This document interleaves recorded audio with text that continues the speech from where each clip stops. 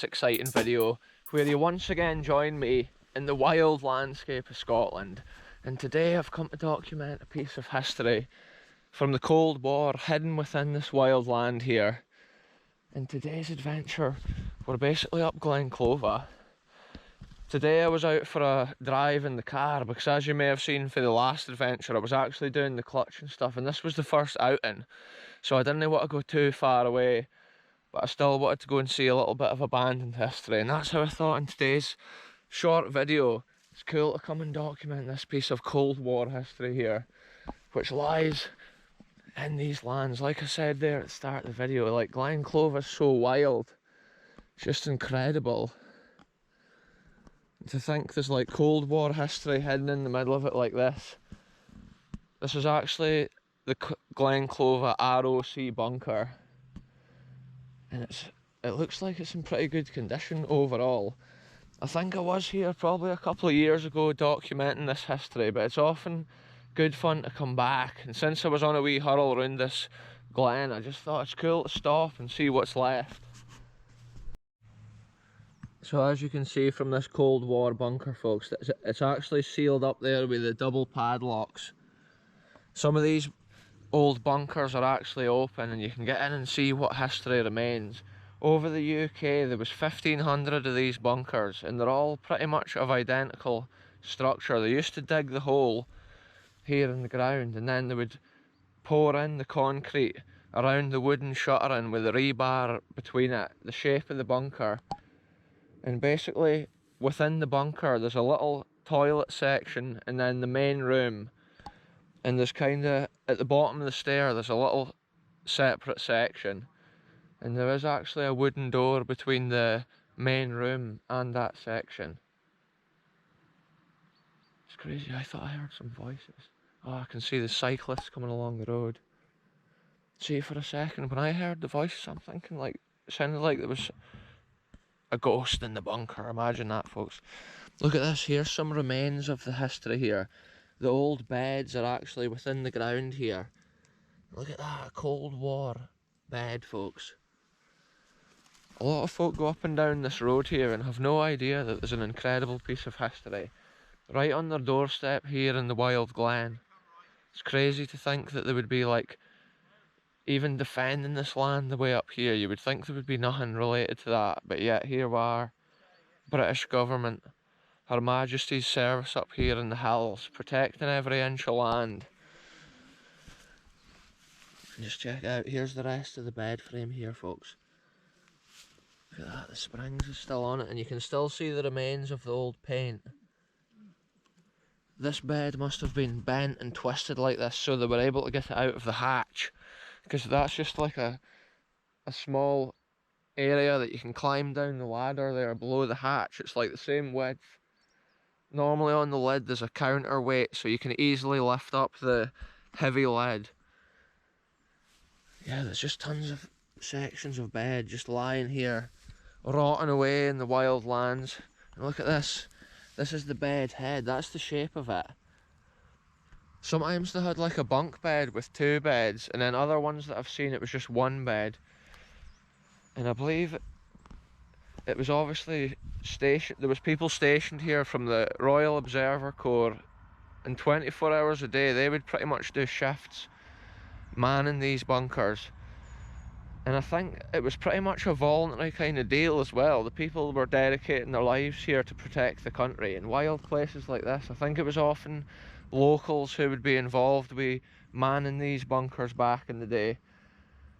Quite often the Royal Observer Corps was like of local people.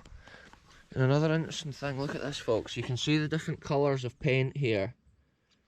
Two different types of blue colouring, or green I should say. It's more blue on the undercoat there, or it was maybe even restored or refurbished at a certain time.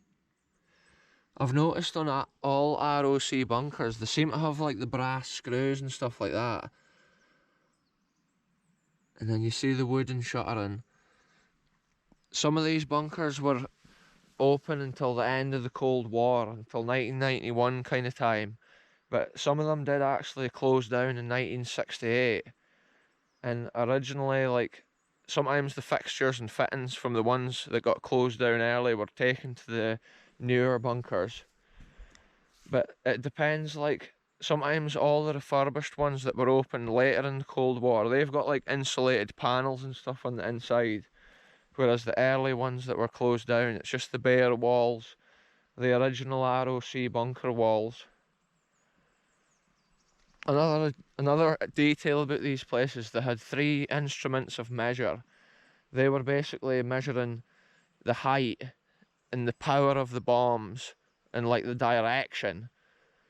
Because often the nuclear detonations would be like an airburst.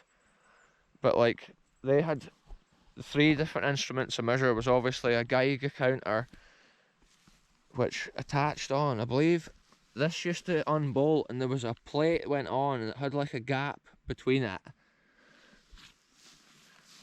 And then same with this pipe here actually measured the pressure of the bomb. There was a gauge inside measuring the barometric pressure, and it would stay up like at the highest measurement in the reading, and the people would write that down. And then they would actually have to climb out the hatch to access this instrument of measure here that bolted on.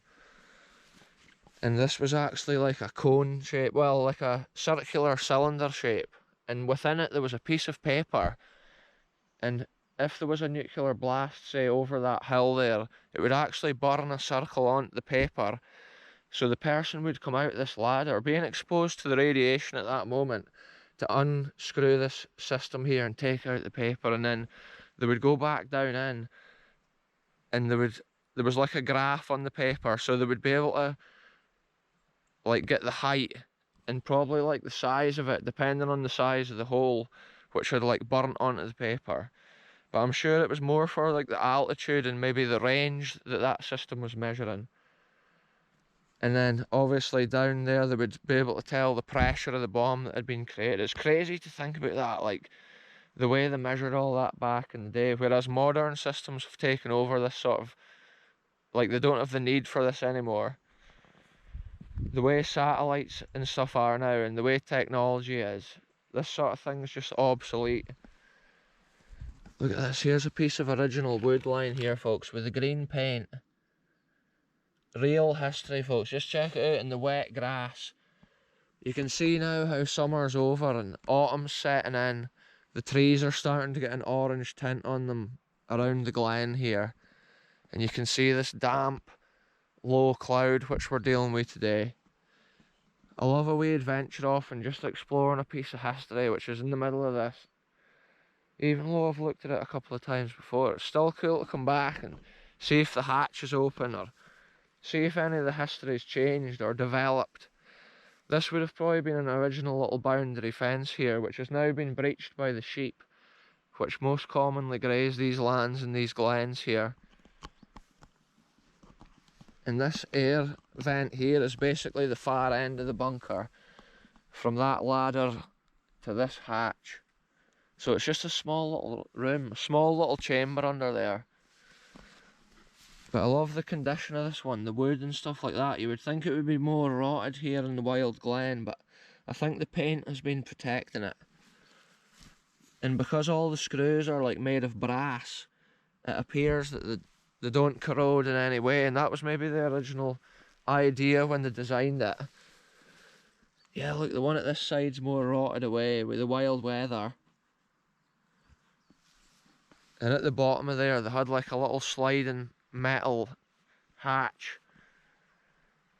It's just crazy to imagine that history going on, the people coming up here every day. And I wonder what would have happened at that time if they had been in there and you came up and knocked on the hatch.